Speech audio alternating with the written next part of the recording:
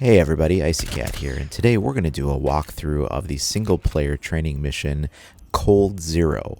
This is the training op for the Spetsnaz operator GLAZ. We're going to play this as hostage rescue on the Kanal map, and we're just going to do it from start to end and see how I do.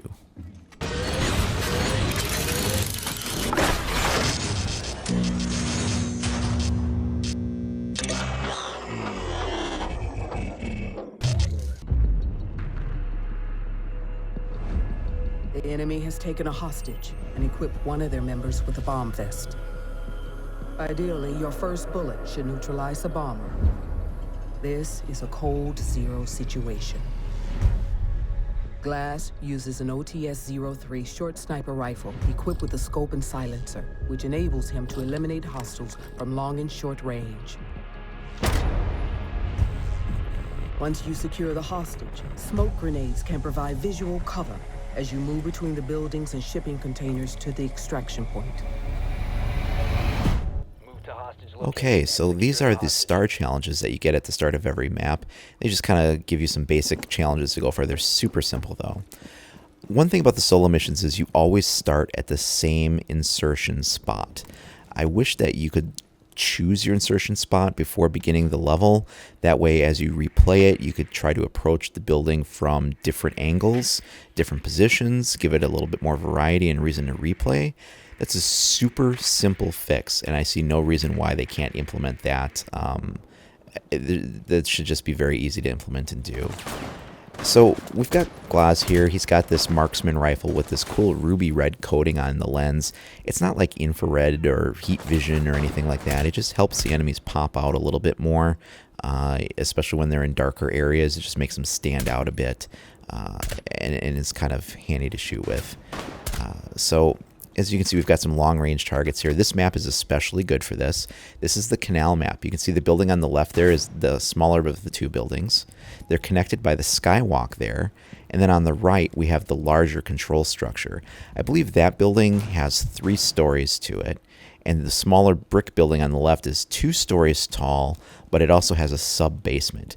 So there's a lot of real estate here, and the exterior area is also quite large.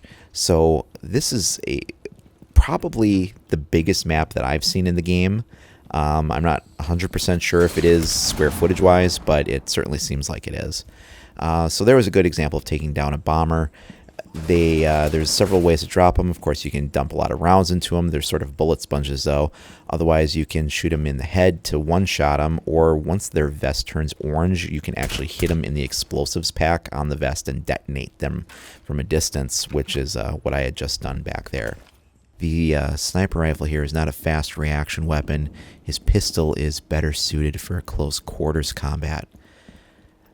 As you can see, we've got a pretty good layout here, but I know that the hostage is above me, so I think what I'm going to do here is, rather than tackle the stairs, we're going to go ahead and just rappel up. And if I can manage to hit the window, there we go. And we're just going to throw a drone in there and take a look around before we expose ourselves. Kind of get turned around a little bit here, figure out how to get the drone out. There we go, there's the opening I'm looking for. And we've got a guy right there off the bat. But there's a lot of cool things in here that you could do that I feel would help differentiate it from the terrorist hunt a little bit more, because there's very little difference between hostage rescue terrorist hunt and this single player solo mode of hostage rescue. I mean, yeah, it's tailored specifically for GLAZ and, you know, to use certain sight lines and things like that, but very little difference between this and terrorist hunt. I mean, you can see here we've got like this server room with these computer racks in it. The next room over is a control room with lots of computers and terminals.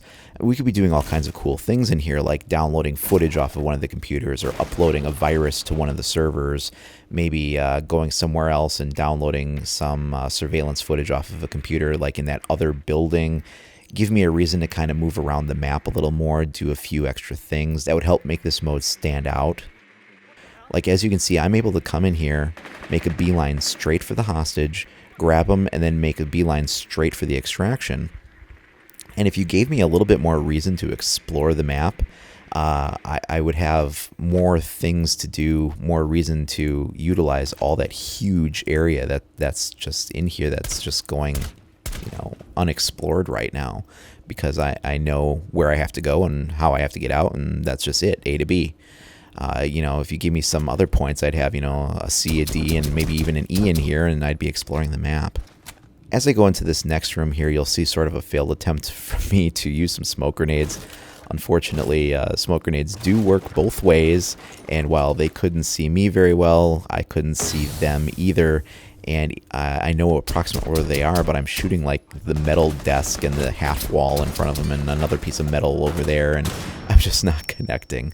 So I back out. But this highlights the deficiencies with the pistols in the game. Look how many shots it takes to drop somebody, but yet look how fast my rate of fire is. That should be the opposite of what it is now. I should have a slower rate of fire, but I should have a much higher damage. I mean, watch right here. As I come forward to this guy, look how many shots I pump into him and how fast they go out, and yet he doesn't go down.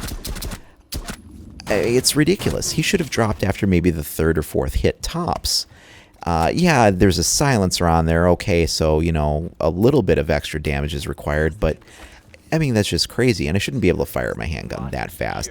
And now we've got the hostage. He's got this cool icon where you can see his hands, and if you actually kind of like look down and to the left, you can see more of his arms there as you're guiding him. I figure the fastest way out is the way I came in. And he's actually slung over my shoulder right now. It doesn't show up real well, but you can see it in third person if you have another player, and it's a really slick looking animation. So as you extract the hostage here, you kind of have this interesting thing where you have these guys come out on the outside to try to get in your way.